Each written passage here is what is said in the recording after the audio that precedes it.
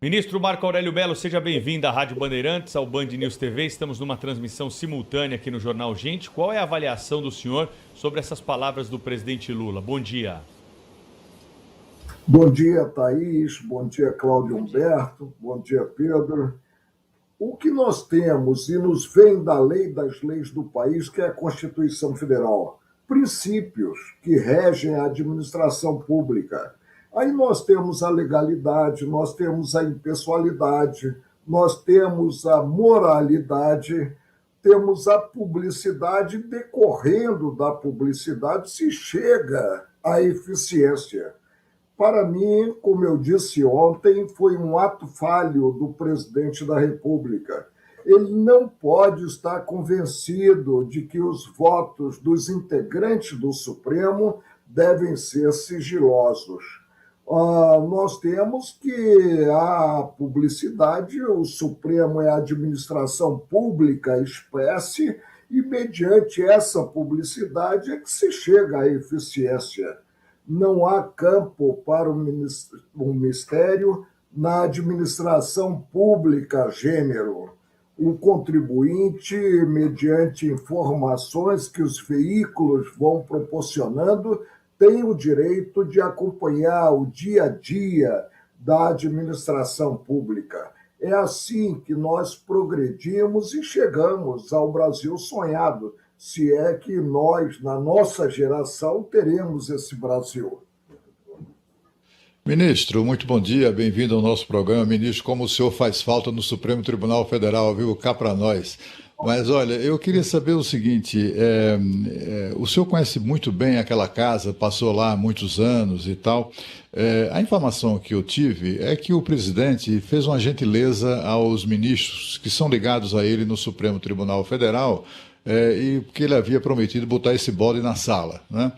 Porque o próprio presidente desrespeita as decisões do Supremo Tribunal Federal. Ele tem repetido que a ex-presidente Dilma foi vítima de um golpe de Estado.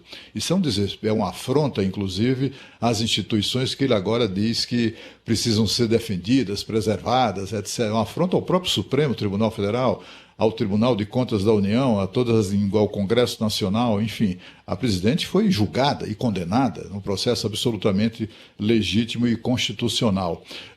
Tem isso, assim, a informação que eu tenho é que essa é digamos assim, é um projeto acalentado pelos ministros do Supremo Tribunal Federal, incomodados com o fato, e nisso o presidente Lula tem razão, de que nem sequer consegue mais sair à rua, né? Porque há sempre cidadãos absolutamente revoltados com as suas decisões. Mas isso não é novo, né? Eu me lembro do ministro Gilmar Mendes, por exemplo, insultado nas ruas de Lisboa por haver tomado decisões que contrariaram interesses do PT, ou do governo Lula, dos governos de Dilma, de Lula, Dilma, etc. e tal. Não é uma coisa recente, mas é crescente mesmo, né?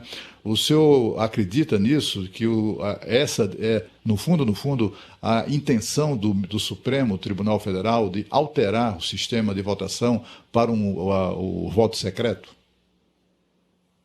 Olha, no passado nós tivemos aquela proposta de o relator proporcionar o voto aos colegas. Eu fui contra, porque penso que os integrantes que não são relatores devem ouvir os advogados, como o próprio relator, o Ministério Público, e formar convencimento sobre a matéria. Na época eu disse que não receberia voto nem proporcionaria o meu.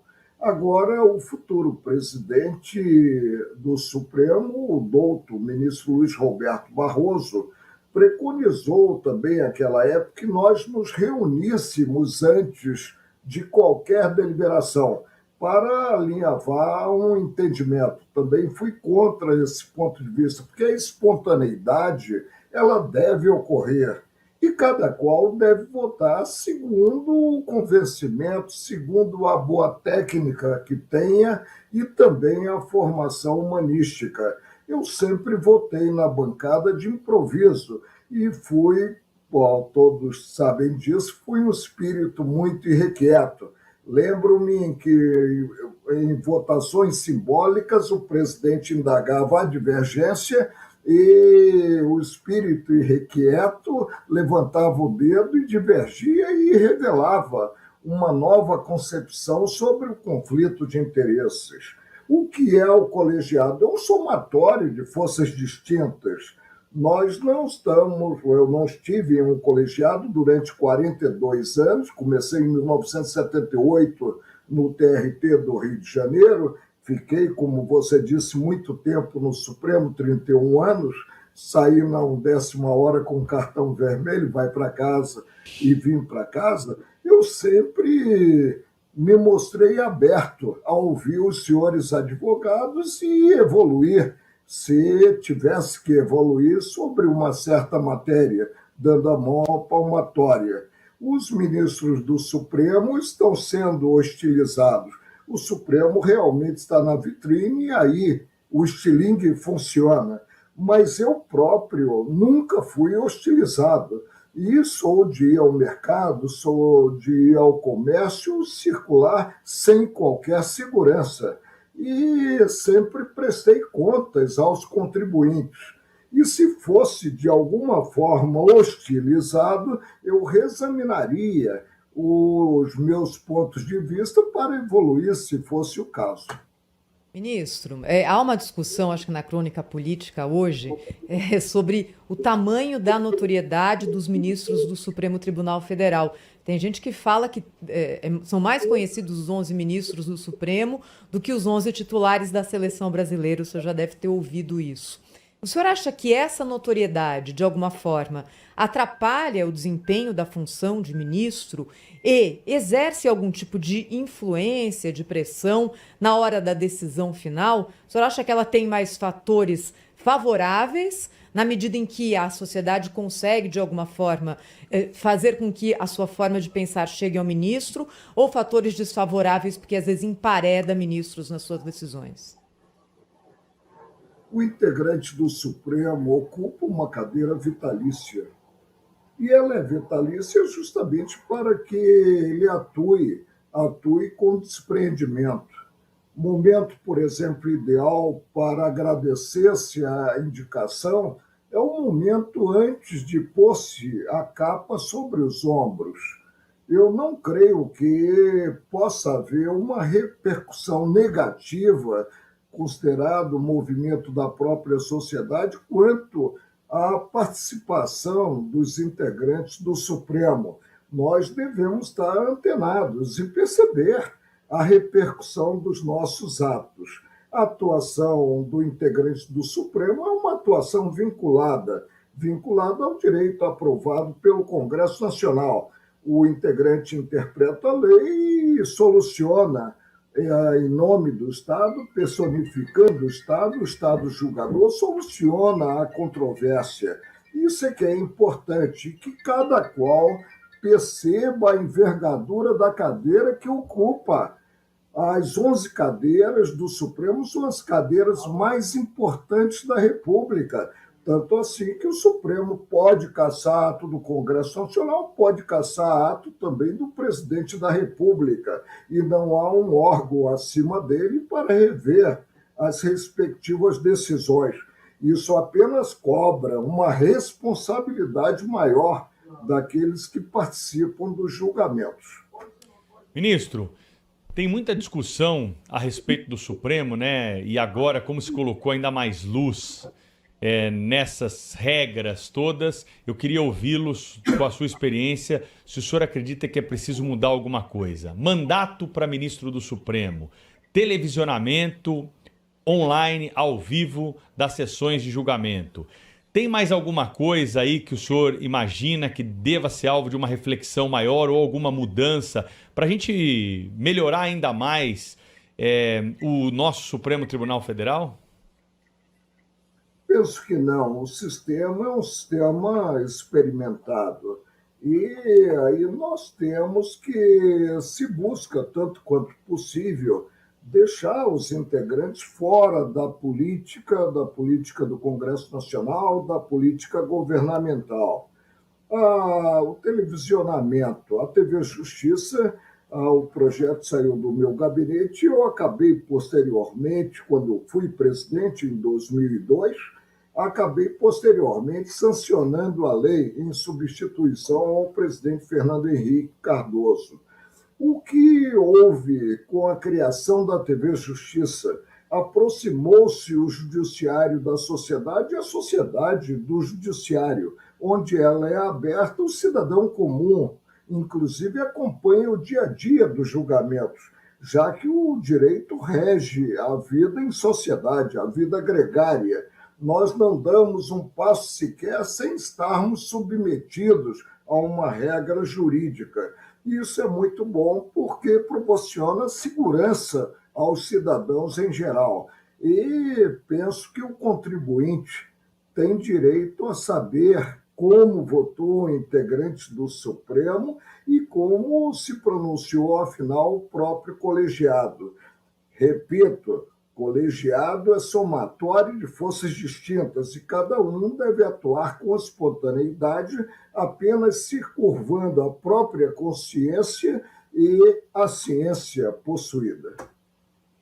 Ministro, uma das principais críticas que se fazem ao Supremo Tribunal Federal é quanto ao ativismo político e judicial, né? É, de fato, uma crítica muito frequente que alcança boa parte, talvez a maioria dos ministros do Supremo Tribunal Federal, inclusive o próximo presidente da Corte.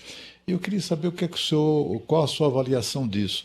Porque tem sido uma sequência de decisões do Supremo nos últimos tempos, né, que contrariam muito o senso comum, digamos assim, né? Nós somos um país de maioria conservadora nos costumes e, no entanto, o Supremo Tribunal Federal vem tomando decisões que passam a sensação e também a certeza, em muitos casos, de que a Constituição está sendo ignorada, que a lei, que as regras constitucionais mais rudimentares, como o respeito à independência dos poderes, também isso tem sido absolutamente ignorado, né?